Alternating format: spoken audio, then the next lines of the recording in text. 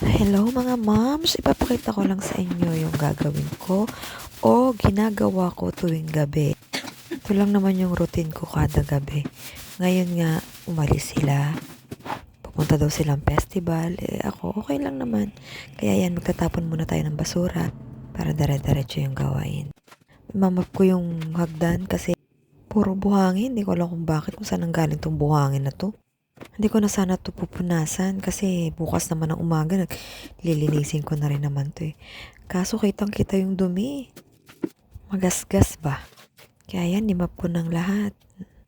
Pagkatapos ko pang ang imap yan, tutuyin ko pa yung sahig. Kasi nagkakamantsa kasi yung sahig eh. Kaya kailangan kong tuyuin. Hanggang ngayon nga masama yung pakiramdam ko. Ewan ko ba bakit hindi ako gumaling-galing? Kulang lang siguro ako sa pahinga. Minamadali ko na nga to kasi gusto ko nang umakyat. Pagod na kasi ako. Yung gigising ka ng alas 6, makakatulog ka alauna ng madaling araw. Kailangan mo pang tapusin yung plantsahin. Siyempre, malilipasan ka ng antok. Kaya umaga na, saka ka pa makakaramdam ng antok. Anyway, sanay na ata yung mata kong ganun. Pag uwi ko talaga, babawi ako ng tulog. Isang buwang pahinga ang mamsi nyo.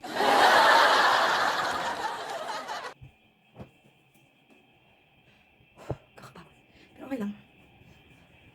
Kailangan mo okay lang.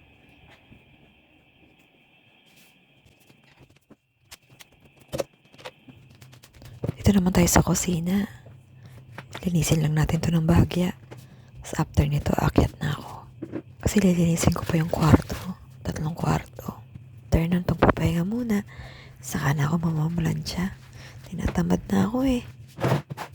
Ang hirap mag-voice over ng may ubo ba? Sige na mga mams.